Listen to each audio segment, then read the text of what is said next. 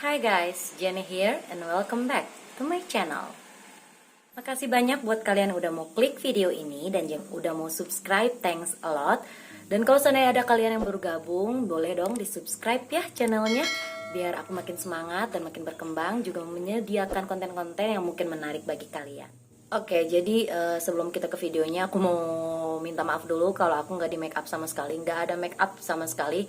Tapi kayaknya aku bakal di lipstick dulu deh. Be right back. Oke guys, jadi kalau udah di lipstick rada-rada meusan ya guys, dikit aja nggak apa-apa meusannya.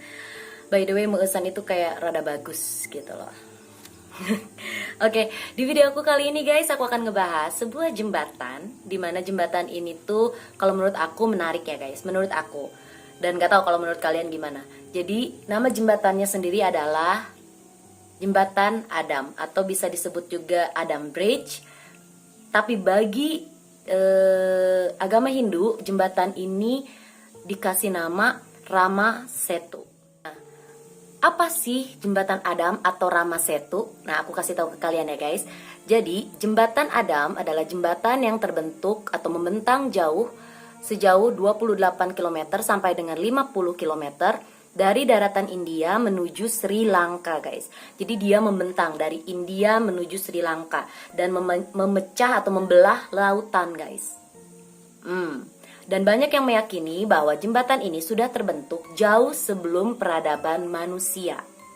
Itu artinya kalau sebelum peradaban manusia, berarti bisa jadi jembatan ini bukan dibuat oleh manusia. Dan inilah yang menjadi misteri dan menjadi hal menarik yang ingin aku bahas. Apa aja sih yang ada, atau cerita-cerita apa aja, mitos-mitos apa aja yang ada di jembatan bridge ini. Jembatan bridge. Jembatan Adam atau Rama Setu guys.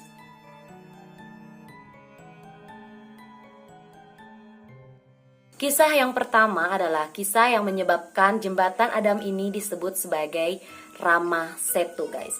Yaitu kisahnya ini berkaitan dengan kisah Ramayana, di mana pada saat itu Rama dan adiknya yang bernama Laksamana serta istrinya yang bernama Sita diasingkan dari surga loka, dan mereka mengalami banyak hal ya guys. Tapi aku nggak tahu hal-hal itu apa aja karena aku nggak mendalami kisah Ramayana. Cuma salah satunya yang menjadi inti dari kisah jembatan ini adalah penculikan Sita oleh Rahwana. Jadi pada masa pengasingannya, Sita sempat diculik oleh iblis berkepala 10 atau sering disebut dengan Rahwana. Dan untuk menyelamatkan istrinya ini, Rama meminta bantuan dari sekelompok manusia kera raksasa yang sering disebut dengan Vanara guys. Nah, Sita diyakini disekap di Pulau Langka, atau mungkin di sini karena pulaunya Langka, mungkin di sini di Sri Lanka gitu. Sementara Ramanya itu ada di dataran India guys. Nah, sementara kan di situ tuh terbentang lautan yang sangat luas sehingga pasukan Rama tidak bisa melintasi lautan itu guys. Jadi Rama mendapatkan ilham atau bantuan dari Dewa Laut yang menyarankan dia untuk membangun sebuah jembatan. Hingga akhirnya Rama meminta pasukannya untuk membuat sebuah jembatan agar mereka bisa melintasi lautan menuju ke Pulau Langka. Dan Pulau Langka, jembatan yang dibangun oleh Rama inilah yang akhirnya menjadikan Adam Bridge memiliki nama lain, yaitu Rama Setu. Dan pembangunannya sendiri ada kisah yang mengatakan bahwa mereka mengambil batu-batu besar, batu-batu yang sangat besar, kemudian mereka lemparkan saja ke lautan sehingga membentuk sebuah jembatan. Itu yang diyakini. Dan proses pembuatannya itu hanya berlangsung beberapa hari aja. Gila guys, bikin jembatan sepanjang 28 sampai 50 km hanya dalam beberapa hari. Dan itu tuh membelah lautan guys. Kemudian pada akhir kisah ini adalah Rama melintasi jembatan itu bersama pasukannya, kemudian membebaskan Sita dari sekapan Rahwana. Dan Rahwananya tuh kalau nggak salah di gitu guys. Ya, itu adalah cerita atau mitos yang beredar di kalangan agama Hindu dan yang juga diyakini. Karena pembuatan jembatan ini tuh seperti yang aku bilang di awal, sebelum peradaban manusia. Jadi sebelum peradaban kita nih ada gitu loh. Itu sebabnya Dan jembatan ini pun kalau dilihat dari penelitian, mereka memiliki umur yang cukup tua. Sekarang kita akan ngebahas tentang penelitian ilmiah yang membuktikan bahwa jembatan ini bukanlah buatan manusia kera raksasa.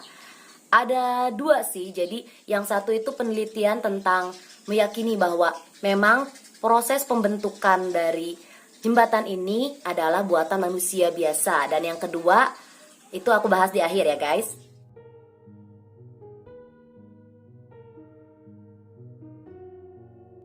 Seorang ahli geologi India yang bernama Badri Narayanan, dia mengebor 10 lubang di sepanjang jembatan Adam guys. Di pengeboran itu mereka menemukan lapisan konsisten yang terdiri dari batu pasir berkapur, koral, dan juga material seperti bongkahan batu.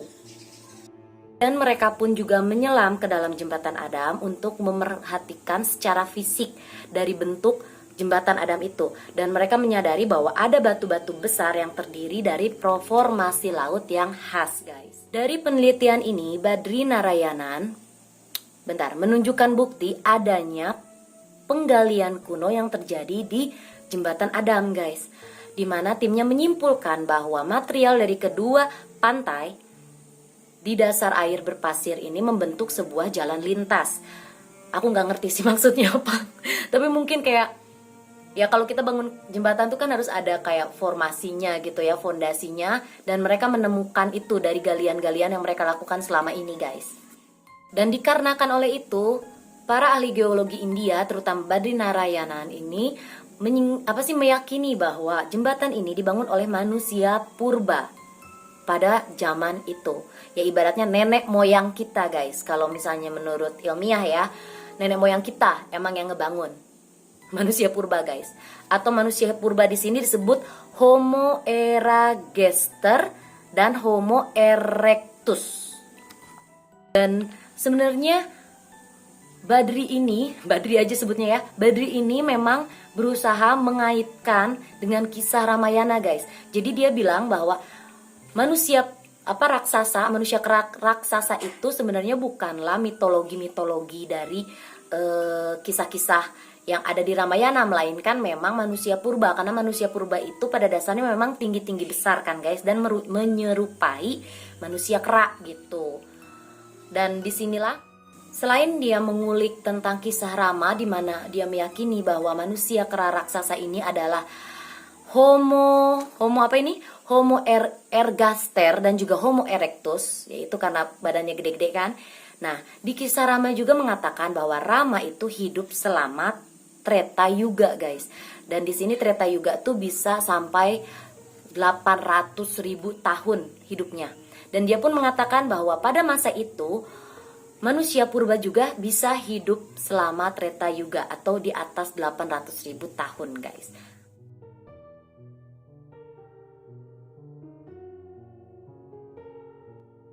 Nah, kalau tadi dasarnya adalah kisah Ramayana, peneliti yang satu ini dia tidak mendasarkan dari kisah itu guys. Dia malah benar-benar menolak bahwa jembatan ini dibuat oleh manusia, baik manusia kera raksasa dalam kisah Ramayana maupun manusia purba guys. Apa aja menurut Raj Bhagat, dia juga peneliti dari India yang meneliti jembatan Adam. Menurut dia, jembatan ini bukanlah jembatan yang dibuat oleh tangan manusia, melainkan tercipta secara alami. Bagaimana terciptanya adalah menurutnya jembatan ini terbentuk dari endapan bebatuan atau pasir atau segala macam itu yang dibawa oleh arus dua arah guys. Jadi kan aku bilang jembatan kan dari pulau Sri Lanka ini ke India.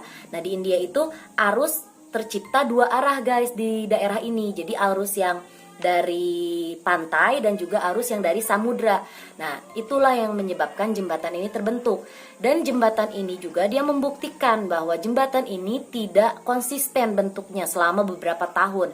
Kayak tadi kan aku bilang bahwa jembatan ini panjangnya 28 km. Tapi terakhir tuh jembatan ini ternyata jadi 50 km. Dan di situ aku bingung juga sih kok bisa panjang banget gitu loh.